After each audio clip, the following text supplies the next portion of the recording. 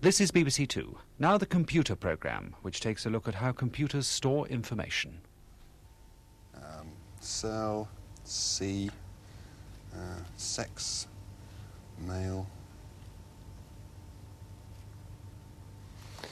We seem to do a great deal of filling in of forms these days.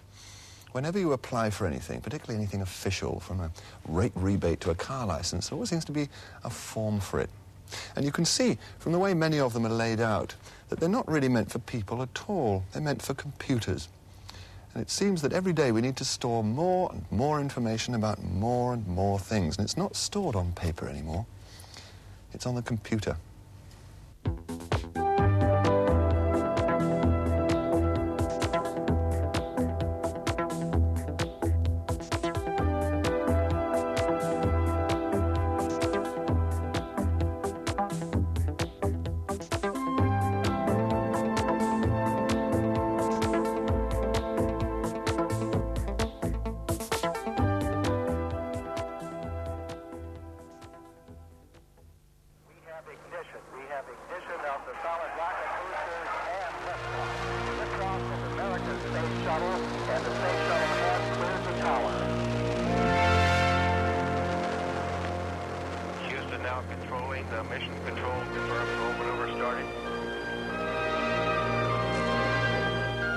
The launch was perfect as the Columbia completed the pitch-over maneuver and arced out across the Atlantic.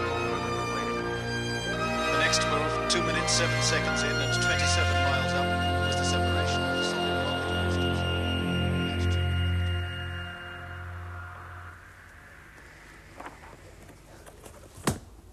If you wanted to build yourself a space shuttle, or perhaps put solar heating in your house, this is where you'd start, probably, in a book. And how about this beauty? It's the fattest book I've ever seen. And this is just reports on computer applications in medical care just for 1980.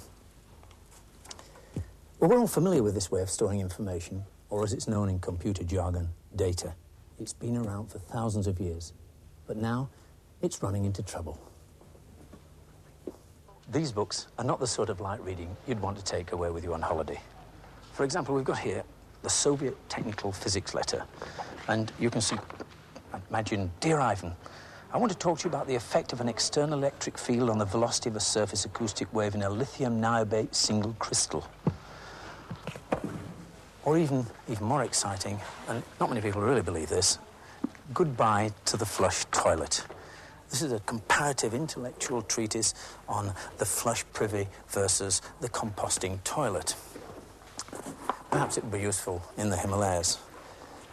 We're in the science section of the British Library with 85,000 books.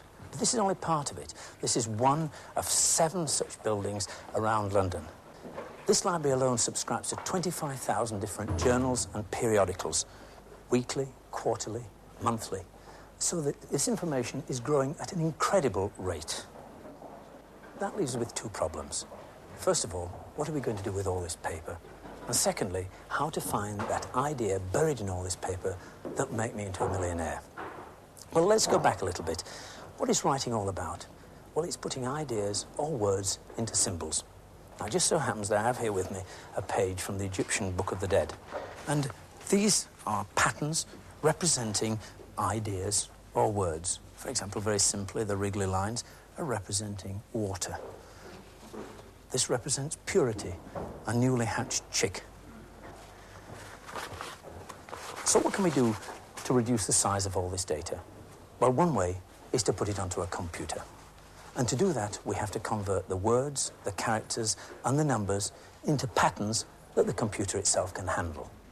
To the ancient Egyptians, these hieroglyphic symbols did very well as a way of representing their ideas in permanent and storable form. And we have our own equivalent in the form of the letters of the alphabet and the signs we use for numbers. They all work because our eyes are very good at recognizing shapes and patterns. But a machine needs something much, much simpler, like a punched card, for example. All the machine has to do here is use its little metal finger to track across each column and see if there's a hole or not, and if there is, where it is. You don't need modern electronic machines to do it. In fact, It's a system which has been in use for a long time, Mac. Yeah. I didn't realise how long.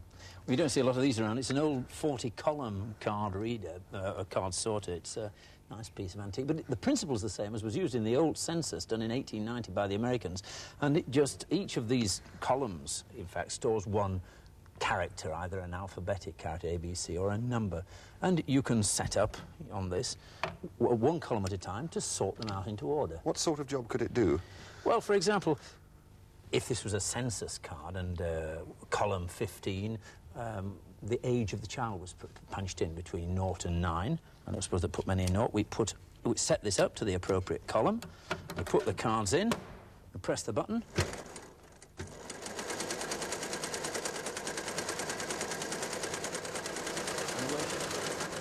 And here we have on pocket 9 all the children who are 9 years old with all their details, their names and addresses. And the real secret is you could take all these cards again, take them out, and then reuse them again for another analysis you wanted to do. So it's hardly surprising that this machine has been superseded, because I suppose what you really want is the information contained in the holes in the cardboard rather than having to shuffle all the bits of cardboard around, and that's where computers come in, I bet. Well, that's exactly right. And if you look at the way it's stored on a card, we just snip off a column of information here, and you can see quite clearly the problem.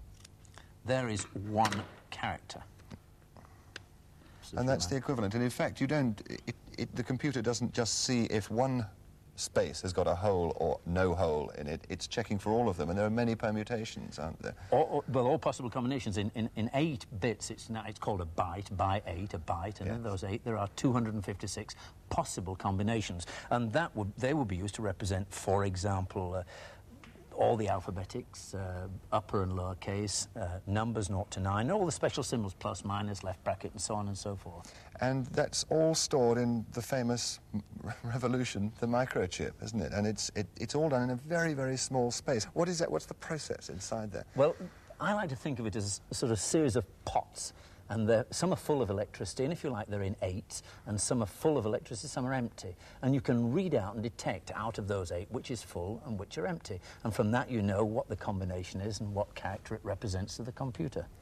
So, given that the information can be stored, we can sort it out in any way we choose. We can display it, we can count it, and we can scan it, looking for any particular item we want, and at fantastic speed. Now, Mac has been to see how the British Library's computer index works. And the first thing to do is to connect the library's terminal through the telephone to any one of a number of large computer databases. In this case, in another part of London. I'm looking for the application of microcomputers or computers in the home. Where do you think we should start? Computers? OK, we'll try computers first of all.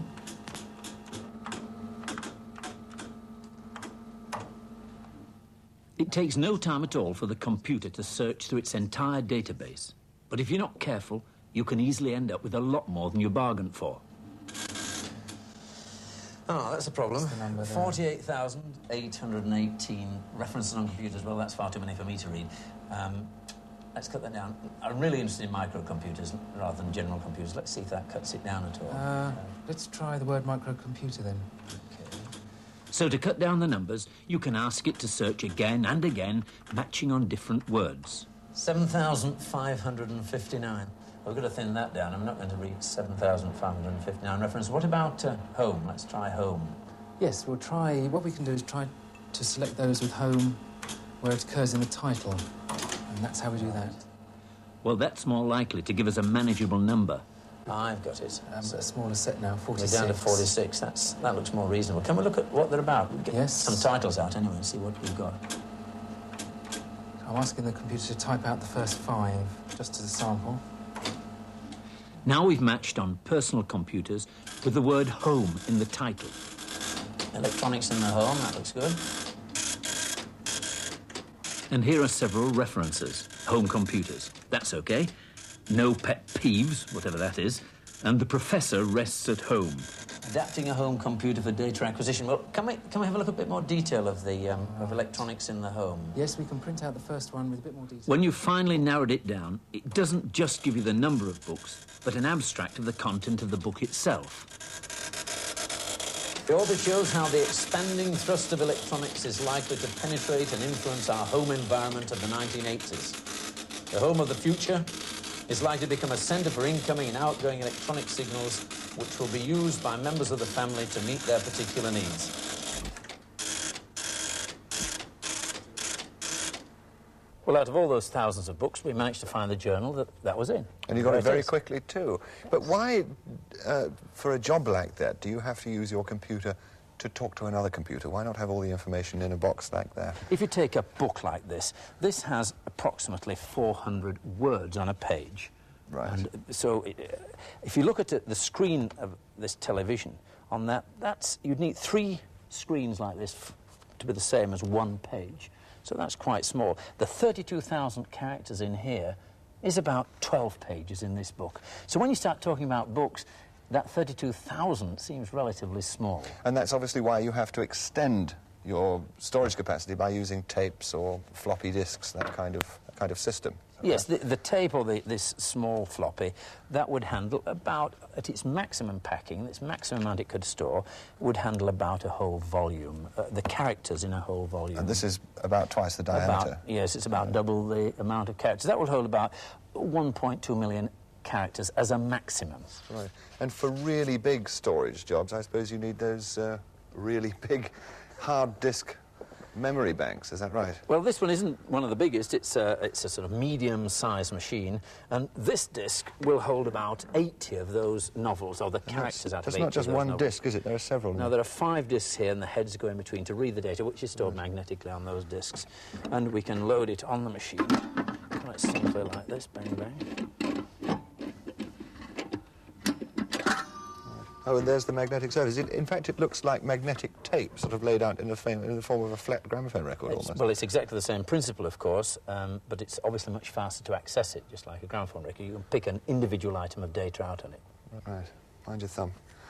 And again, the bigger the machine, the bigger the storage capacity. Yes, this particular machine, although not a very big mainframe machine, it has in fact got 1 million bytes of storage, as opposed to the 32,000 that this little micro has. But the breakthrough is going to come with, I think, this, which is the video disc. And this will store the characters on this one disc that you'd need 3,000 books to store. And another way of putting it, for example, with cassette tape, it would require enough cassette tape to stretch from London to Chicago, and it would take 4 years to read that cassette tape. The capacity to store the equivalent of 3,000 books is like the size of an encyclopedia. Well, you'd actually get the whole of the Encyclopedia Britannica on this disc. Well, let's just peep into the future for a moment, and we've got a little program lined up here, which could be the Encyclopedia of the Future. If I type in Space Shuttle, and there's your page of information. The book is open for you, and to make the page move so you can carry on reading it, all you have to do is press the space bar. What's more, this is something a video disc could do in the future. Not only do you have pages of written information, but if you typed in the word picture, and this is what you get. And make it move by doing that.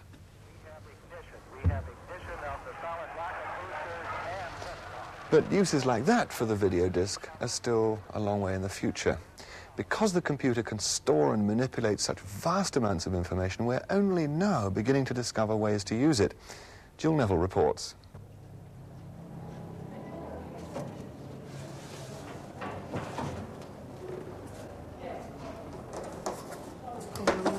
Thank you very much. When you're ill in hospital, you need good, wholesome food, and it's important that you have a choice.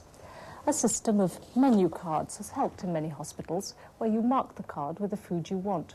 But you still have to order up to 24 hours in advance, and by then you mightn't be feeling so good, or you might have even been discharged. And that's meant a wastage of up to 20% of the food in some hospitals. Now, I ordered my lunch this morning, and this omelette was cooked in the kitchens just 6 minutes ago. The process has, of course, been computerized. Of course, the computer has nothing to do with the actual cooking, but it greatly speeds up the counting of the dishes on the 500 menu cards.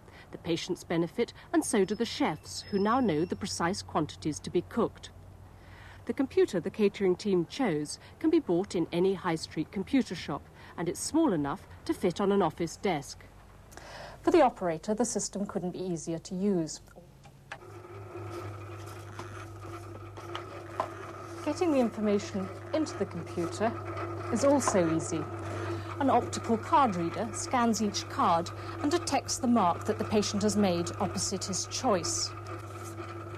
But the computer can do more than just gather information about the number of dishes and meals. It can help the catering manager plan and cost the menus. Or, if it's given the exact recipe of each dish, even down to the last pinch of salt, it will print out the shopping list the chef needs to take to the stores. Dish recipe code. So let's have an MC012, which happens to be the beef goulash. What's more, if the computer's programmed with the price of each commodity, it can combine that with the shopping list and tell the catering manager the total cost of the day's meals, or the cost per patient, or indeed the total cost of any of the ingredients used in the kitchen that week. And on the printer, out comes an analysis of how much that dish is going to cost. The day-to-day running of the catering office is also greatly assisted by the computer.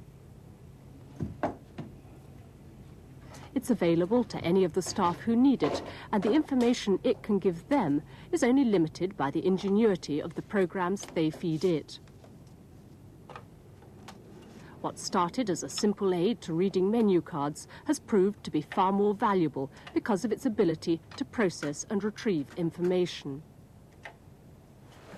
What the computer has also proved are that soggy chips are no longer the order of the day, because we know from the printout exactly how many portions of chips are needed on each of the 30 wards. We can divide them into groups of 5 and cook the chips in batches, exactly the right amount just before they're needed. The key to the whole operation is this timetable. It's almost military in its precision, and it's adhered to rigorously. 12:58 is the time the next lot of things are due to leave for the wards.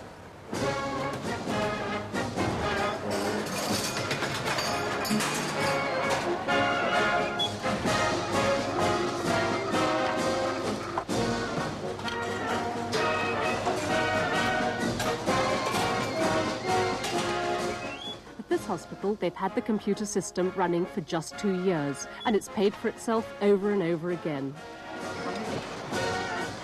It's now being installed at hospitals all over the country, and that means savings of hundreds of thousands of pounds of taxpayers' money every year.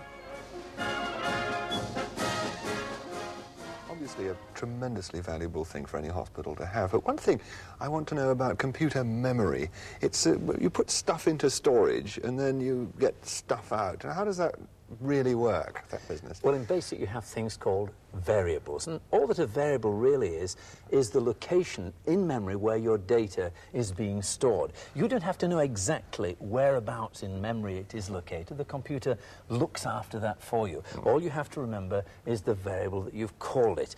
And I think if you take a visit to memory, or in this case a bank vault, you get a rough idea of what I mean. In a bank vault, you give them your name, they may look at a list, and they'll come out with a number where your worldly wealth is located. In exactly the same sort of way, in BASIC, you give it a variable and you name it, and the computer will decide where it's to be located in memory. And whenever you give it that variable name, it goes to that location and pulls it out. It has no idea what's in there, but it just knows that when you give it that variable name, it goes to that position in store and takes the contents out, or copies of them, and gives them to you. So just like the bank vault, the bank don't know what you've got in your box, so the computer doesn't know what's in that memory. And you don't know where the computer's located that particular bit of information until you want it, and the computer goes and finds it for you. That's precisely correct, and like a bank, when you give your name, you always get what's in that box. Right. Well, we put together a little database here of 4 of your friends and their birthdays, and we're calling these variables. Name one with this curious $sign, which I hate, which says it's a string, in other words, alphabetic and numeric, but not to be calculated on. But name one, and Jane, is the contents of the memory location which the computer knows as name one. So you say name one, you're going to get Jane. Right. Date one is another variable name, and the contents of that location is 23rd of February, and so on down the thing, with name 2 being Mike, date 2 being the 15th of June, and so on. Fine. The next bit I'm sure I can work out for myself. I mean, that's asking the computer, when you run the program, to write up on the screen, enter keyword. That's telling you, as the operator, to start. Exactly. Okay. And input item string. Now, you remember that because then the computer comes back to you with a little question mark, which is saying it's expecting some input from you. And when you type that in, it's going to know that as item. It's going to call that piece of information item. Okay, so it's going to be 70 next, I guess. Am 70. I right? Now, I hope you're going to be able to work this one out. Well, what you've got in there now is item. So if the item I thought it was going to be one. It's going to be one of these, if something equals something, then something or other. So if item $ symbol is equal to name 1... Item string.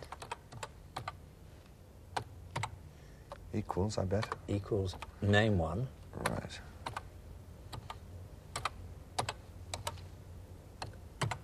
Then we want to print her birthday. Right. So then print date 1. You have to say then, because that's its language. That's part of BASIC. And print is part of its language. Right. Date 1 with the dollar. Date 1. And the $ means it's a string of numbers and letters, not something that's going to be calculated Correct. with. Right. Okay, then print date 1 strings, all right? Now, obviously, we've got to do that for everyone, the way we've written this program, for every one of the piece of data. But we've got a little program which we've written on Well, cassette. that saves a lot of time. Otherwise, it could be flogging through all yes, the... we'd have to type them all in at the moment. Now, what we're doing, in fact... Now, load we've got load to do, haven't we? dates, I've called the program, in quotation marks. Start the tape. Start the tape. Press the return button. And then it's searching. Right. What we're doing effectively is very much the same sort of thing that was happening when you typed Space Shuttle. Yes. It went to seek in for the locations in Space Shuttle and bring that into the terminal. Let's just list 70 to 100 and you'll see what we've added to it. Those are the logic statements there. Yes. Connecting name 2. If item is name 2, then print date 2. If item is name 3, print date 3. If name 4, print date 4. Right. Let's see if it works. Run. No, I've forgotten all my friends' names that you made up. Try Mike. Jane was one Jane, of them. that's right. 23rd of February. Oh, we'll try another one. What was another name? Mike, you said? Yes. 15th of June. Very good. That's not bad. Works. But it's ended rather abruptly, of course, and you could enhance the programme by putting their addresses on or putting what you sent them last year for their birthday as a present. And it's almost limitless what you could do to this database. That's all feasible as a natural expansion on a microcomputer like this. Yes. Have a big home database. Totally feasible. Right. Well, it's pretty clear then that, given a few more lessons and a bit of practice, I could have access to quite a lot of stored information. But some of it could be beyond the four walls of my home computer. Out there in computer land, as we've seen, there's a vast amount of stored data, and much of it surprisingly easy to get at. Now, that accessibility is something people are beginning to worry seriously about, including journalist Rex Malik. What we do with computers has always depended on the cost of storage. Well, the cost of storage is becoming trivial so that we can all hold almost any data we like on a computer. Does this mean that there's a kind of electronic big brother waiting out there in the future? Well, yes, I'm afraid there probably is. For the technology is now beginning to place awful temptations in front of administrators. Do it fast, do it easily, do it cheap. What we need is law, custom, and procedure. We need to be able to control what is held on computers, who has access to it, and how they can use it. And we need to be able to correct the record. What worries me is not that Big Brother will get it right, but that he'll get it wrong. The trouble is that people tend to believe what computers tell them. Well, they shouldn't. There's a more than 20-year-old rule in this game, and the sooner everybody memorizes it, the better. It's garbage in, garbage out.